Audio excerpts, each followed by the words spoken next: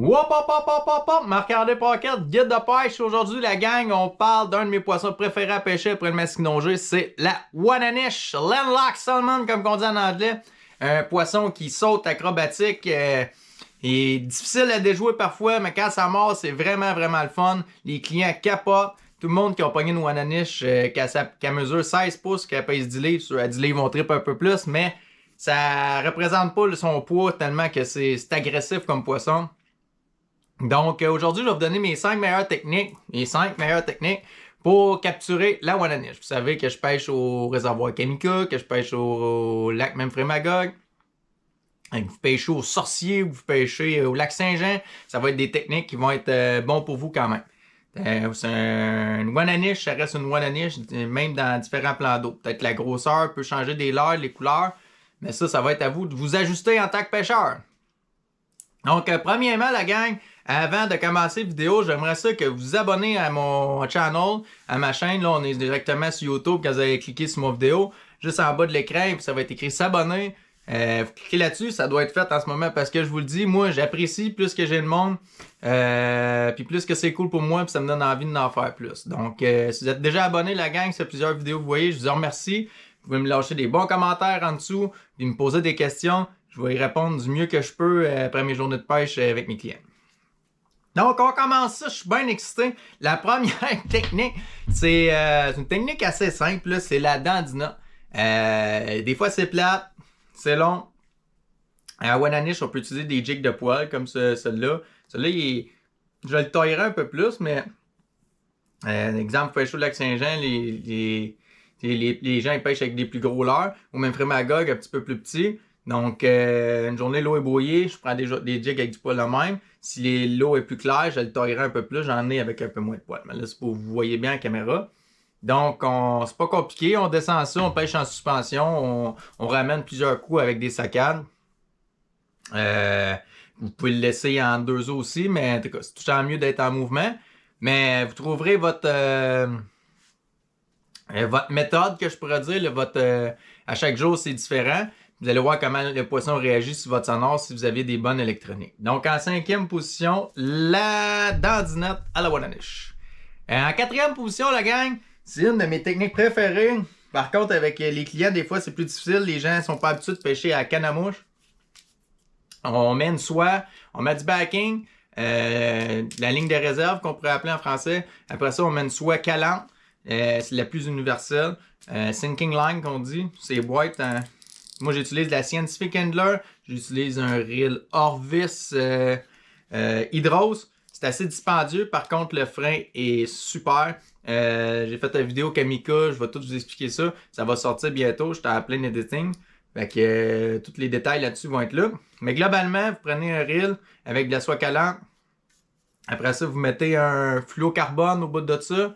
20, 30 pieds, 10 pieds, ça dépend comment vous voulez pêcher.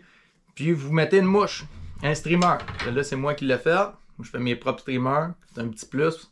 Vous mettez une mouche, vous laissez ça en arrière, vous sortez toute votre soie. Puis vous pêchez. Vous mettez ça n'importe canne, la canne va partir dérouler. Prenez votre canote après, puis vous ramenez votre poisson. C'est vraiment plus du sport, vous avez plus de feeling. Des fois, on ne pogne pas tout le temps des Wananish trophées comme des grises de 10 livres. Là. Par contre, tu pognes de poisson 1 ou 2 livres à canne à mouche, c'est vraiment excitant. Donc, la 4e position, canne à mouche à traîne avec un streamer. En 3e position, je pourrais dire, là, ça c'est quand même très simple. Là, on pêche avec un petit leurre. Moi, j'aime bien les Yuzuri. On prend une canne spinning, comme mettons, si j'ai une 5 croix Icon. On peut y aller dans light, medium light. On peut prendre les cannes, les photos qui tombent, les trophées partout. On prend une canne qui est pas trop raide. Je ferai un segment à un moment donné plus sur l'équipement. Mais globalement, light, medium light. Quand elle est plus longue, ça absorbe plus les coups.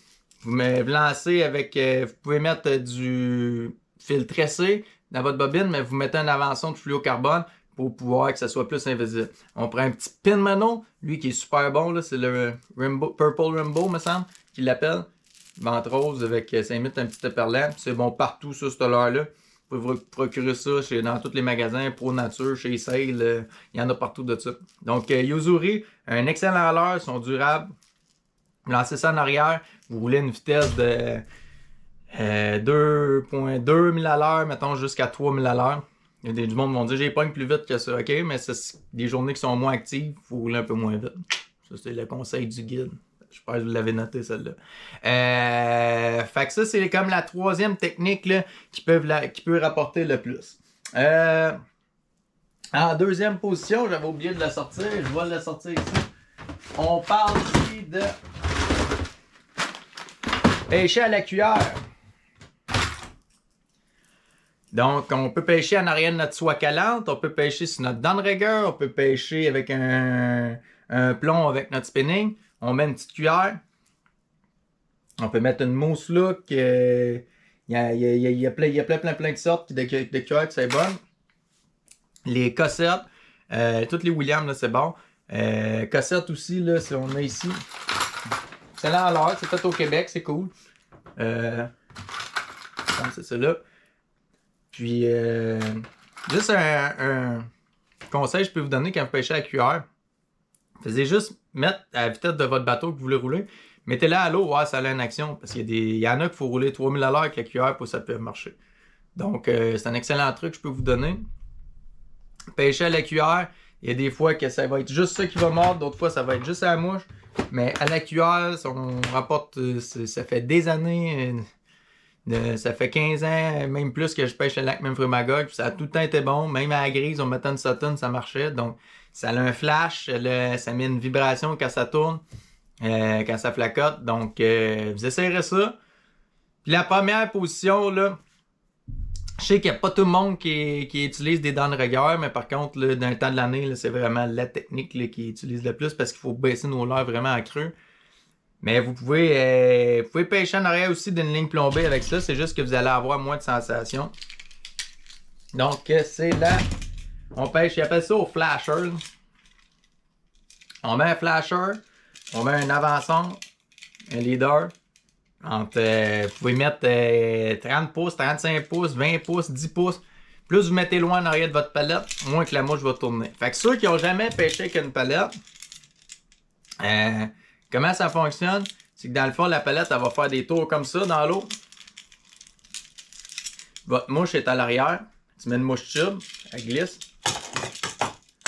Parce que je pognais dans... Bon, la mouche, elle glisse ici. Mais quand elle est en arrière, elle va rester là. Elle va tourner de même. Donc, ça fait une action à la mouche qui tourne. Demandez-moi pas pourquoi que ça les excite, mais ils capotent là-dessus. Des fois, je trouve que ça fait une présentation assez bizarre, mais c'est assez agressif. Fait que là, la palette, elle tourne. Là, ça tourne. Ça, c'est émet un flash. D'après moi, ça émite comme un fish qui a manqué le méné. Puis bien souvent, là, tu sais, comme que le monde va à la chasse, il y a un écureuil dans les tas de carottes, ou dans le blé d'Inde, il y en a pour à peu près 10 ans pour eux autres. Mais ils vont essayer de se voler le morceau de blé d'Inde qui touche. Mais c'est la même affaire pour les oiseaux, c'est la même affaire pour les poissons. Quand ils pêchent le bass, l'autre bass essaye de pogner la nourriture de l'autre. Fait que moi, c'est mon idée à ça. Plus ça émet des vibrations. Donc, on met ça sur downrigger, on peut mettre ça dans 10 pieds, dans 20 pieds, dans 40 pieds, dans 60 pieds. Puis ça peut vous procurer des très beaux poissons. Donc, le downrigger, la canne va shaker, puis on va décrocher notre canne, c'est déclippé, on ramène notre poisson. C'est sûr que ça donne des moins beaux combats qu'à canne à mouche, mais par contre, c'est très productif quand le poisson est actif. Des palettes, il y en a de toutes les marques, toutes les couleurs. Ça, je vais vous laisser le soin de trouver vos palettes que vous aimez. Je pense que c'est pas ça le plus important, la couleur, mais il y a des journées, ça va mordre juste sur le bleu, une autre journée, ça va mordre juste sur le silver.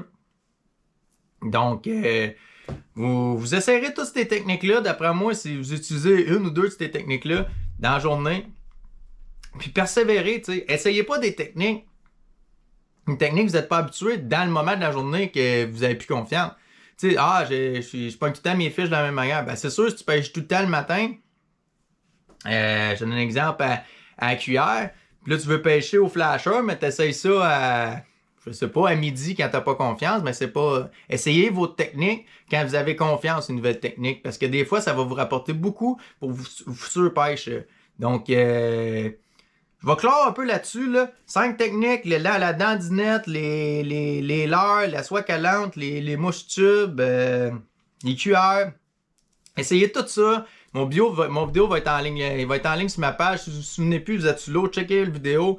Mais essayez les techniques que je viens de vous dire. Si vous avez des questions, n'hésitez pas. Marquez ça en commentaire. J'ai encore de la place cette année au mois de juin, juillet.